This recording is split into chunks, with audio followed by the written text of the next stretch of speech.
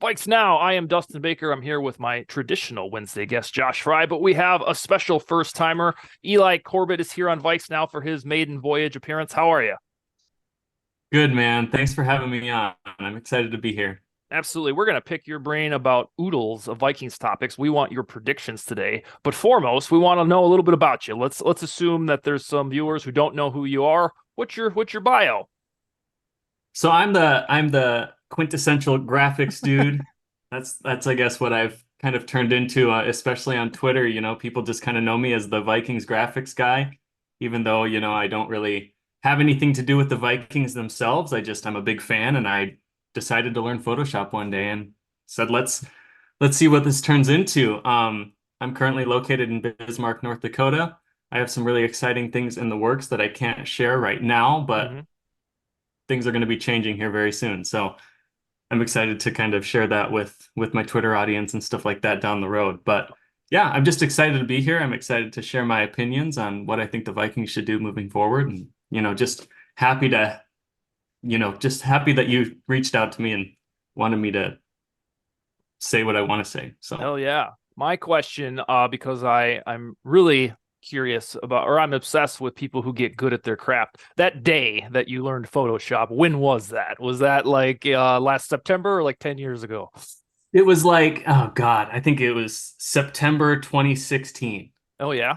I got my start in casino marketing, and I just kind of fully immersed myself in the Adobe Creative Suite. And I'm like, I'm going to learn this. So I went to YouTube and started to learn, So There you go. I Yeah. guess from there, you see where we've come, and it's just kind of cool to look back and see where I was and see where I am now, and all the opportunities and stuff that have come my way. I'm just so thankful, and this community's been so, supportive and stuff. So it's been really cool.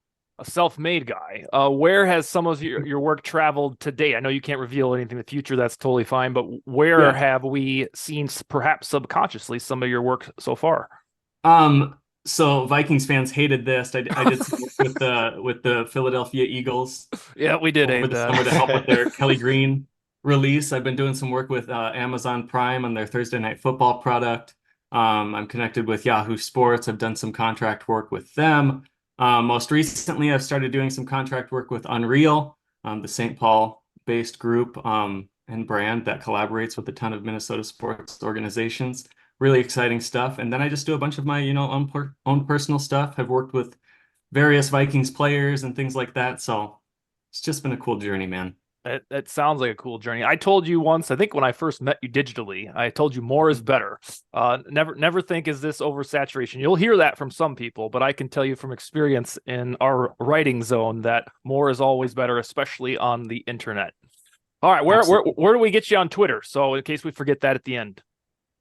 So I was really smart when I set up my Twitter. It's at Eli_Corbett instead of just at Eli Corbett like my Instagram. But yep, it's just my name, Eli_Corbett. All right, So fantastic. That's where the yeah. group can find you there, and then they'll see your work just completely infiltrating the NFL space now and in the future. All right, we're going to go through these core predictions. This is if you want to wiggle in what you prefer, that's fine. But at heart for this episode, I want to know your predictions about these Vikings offseason items. Of course, the Vikings offseason starts with the Kirk Cousins decision. He's never been in Minnesota, about to leave, and in the next 4 weeks, we're going to figure out if they re-up with Kirko for 1 to 2 to 3 years, or if they say sayonara. This is the jumping off point. How do you think that the Cousins contract is resolved? Does he hit free agency? I mean, I always want to go. I always want to revert back to what I want. I want him to stick around because I want him to mold the quarterback of the future that they hopefully grab in the draft.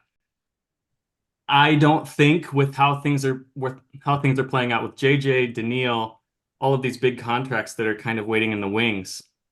You've got to pick one to go and keep two almost, And so right now it almost seems like Kirk is going to go because I feel like he is going to achieve so many higher offers from other teams than the Vikings are willing to provide because I think he's going to be looking for more of a guarantee. I don't know if I fully believe the 2-year, $90 million that he's, I guess, requesting or quote unquote needing that came out, but I don't know if he's going to be willing to take somewhere in that ballpark of 30 to 35 that the Vikings might need to, work through that Danielle contract as well as the JJ contract. So I think that he's going to be setting sail to somewhere like Atlanta or another, suitor that can better pay him what he and his representation are kind of wanting. Yeah, curiously, in the last month, I'd say anytime he's in front of a microphone, he sounds less committal than ever before. Usually he smirks, smiles, and says, "Hey, what are you talking about? The Cousins or the Vikings are my team." But these last 4 or 5 interviews he's done, he seemed to have left the door open on free agency, the first time since 2018 for him. If you are correct, and I agree with you right now, it seems like the hints are suggesting Cousins will leave. Do you think the Vikings will trade up in the draft or stick and pick at number 11, or haven't you gotten that far yet into the draft? I would love to see them trade up to number 3 with New England, grab Jaden Daniels.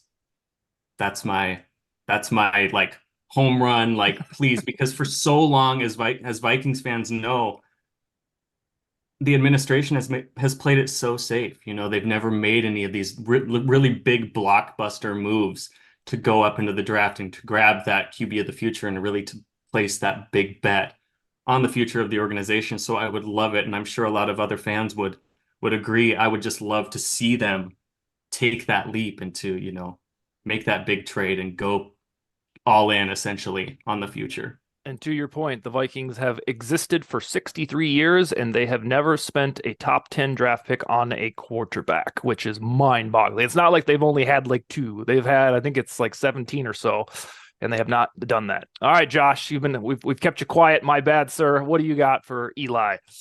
No, it's all good. I'm right there with you on the Jaden Daniels take. I really hope the Vikings trade up and take him as well. But let's talk about another LSU product here for a second. Obviously, Justin Jefferson, his contract is going to be another big talking point throughout the entire offseason.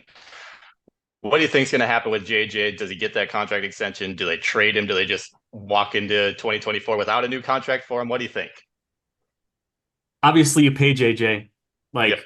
I don't understand. I think the first time that I saw someone talking about him being potentially traded was when Dan Orlovsky went on the Pat McAfee show, or I don't know if he was the first one, but that was the main one that I first started to see. And I was just like, how and what reality is that even going to make sense? Like, I feel like this fan base is already really, tense and fired up and ready for something to happen, ready for this team to really take that next leap and to really make a run.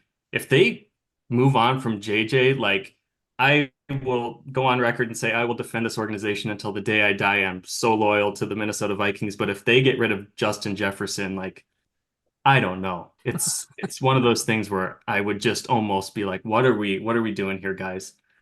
So I think they extend him, they make him the highest paid non-quarterback in NFL history. I'm thinking 5 years, 180 with maybe 100+ million guaranteed. Obviously it's not going to be fully guaranteed, but he has shown that he is capable of staying available, aside from that hamstring injury, things like that. But that's my big prediction. I suppose just throwing numbers out there. I'm not a capologist or anything, but on No, Jefferson, go ahead. I was just going to say, I'm right there with you, Eli. I think it'd be really foolish for the Vikings to part ways with JJ right now, especially with Kwesi Adofo-Mensah basically saying that he wants to take the rebuild out of the competitive rebuild. And even if you were to trade JJ in a move to move up in the draft to get a quarterback, you still need that sure thing at wide receiver to make the job easier on him. And trading JJ just feels like there's no competitive or rebuild in that sort of scenario. So I'm right there with you. Mm-hmm. Yeah. And I know that those reports are coming out of him saying that he wants to know what the Vikings are going to do at quarterback before he makes his decision. But I totally think that he has earned that place, to be in those rooms and to have kind of a say. Like, he is the cornerstone of this organization. Almost he's like one of, if not the face of the NFL, or he's becoming that, alongside Micah Parsons, Patrick Mahomes. Like, he deserves to be in those conversations. He deserves to be the guy. And so, just make him happy, please, for the love of God. Just make him happy. On the So note about him wanting to know about the quarterback and the future of these signs, all he wants to know is that it's not some dickhead that's going to be playing quarterback. right, He's not saying planting a flag that says, it's either Cousins or I walk or exactly. otherwise. He just wants to make sure that it's not, just some dude from free agency. And the Vikings aren't going to do that, especially like Josh has said in an offseason where they're going to shed the rebuild logo or the label if they have an efficient offseason. And I just think I think this is quintessential offseason fodder for stuff to talk about because for a year, the ownership, the Wilfs, Kwesi personally said, I don't want to work here without Jefferson, Kevin O'Connell. All of them have said, like, this is going to be the guy. And the guy is like Steph Curry when it comes to marketing in the NFL. The Vikings, even if the Vikings secretly were like, you know what, we're content going 9-8 every year, they're still going to make millions with Jefferson, the ownership. So there's absolutely no way that he walks out the door. And I understand we have to take the shit to talk about in the offseason, but this one I've always just rolled my eyes like, really, people? Just because it happened with Moss, in 2005, he was like, what, 7 years in? They're not going to let Jefferson walk, and during his absolute prime. All right, so we've got Kirk probably walks from Eli, Jefferson about 180 million over 5 years. Next is another meaty, juicy one is Danielle Hunter. This one probably deserves a little bit more attention because it is realistic that Hunter walks to free agency. He said about 3 times that he wants to be a Viking for life since last August, but then at the Pro Bowl, he left it a little bit more up in the air and said, you know what, I'll go wherever they pay me the most, something to that effect. Tell us, Eli. Danielle Hunter, is he back? 29 years old, going to be 30 in October. Does he come back on a 2 or 3 year deal, or does he hit the open market? I would love to see him come back. I think, especially with Harrison Smith kind of being up in the air, like, is he going to retire? Is he going to move on? Things like that. But with Brian Flores coming back, I think if Harrison stays, I know Danielle Hunter is going to be motivated to want to stay, especially, like I said, with Flores coming back. I would love to see him, because like I said, to kind of start this and kick things off, 3 big contracts kind of looming with Kirk, Danielle, and JJ. My ideal scenario would be to keep JJ and Danielle, because the last thing that I would want to see would be for, someone like Chicago to go grab Danielle in free agency and then have him lined up with Montez Sweat in the NFC North, and we have to face them, twice a year. So I would love to see Danielle stay in purple, and that'd be my ideal thing if they can, structure the contract and everything accordingly. Yeah, Hunter notably this week alone, I think Bleacher Report and one other spot. No, that was Bleacher Report linked him to the Lions, and then I believe it was Super Bowl Buzz and ESPN that said the Bears. And I was like, all right, well, that just means that, the Athletic has to do the Packers next or something to complete the trifecta. Right. I'm in agreement with you as well on Hunter. He had his best season. He's been healthy now in back-to-back seasons, and edge rushers don't go the way of running backs and then die off at age 30. Usually the good ones can go, into their almost mid-30s. You see every year there's like, hey, we should sign Justin Houston. He's 35, but he can still get to the passer. So I know there's more of a shelf life for edge rushers, and I agree that I think Hunter will be back. So far we're in complete alignment. I didn't see that coming. All right, what's next, Josh? So you talked about Jaden Daniels and how that'd be the dream scenario, but what do you think? What's your prediction, I guess, for the Vikings first round, rather than just preference? It's time. It's time. My prediction is I think that organization and Kwesi understand that it is time to do something to really shake this thing up. And so, yeah, I'm going to predict, because you're hearing so many reports around the league now that they are a team to watch out for in terms of trading up. And I think the Patriots are a great partner, or, in theory, a great partner to trade up with. So I do believe that the Vikings will trade up to number 3 and grab their quarterback of the future. How On a much will that sidebar, cost? though,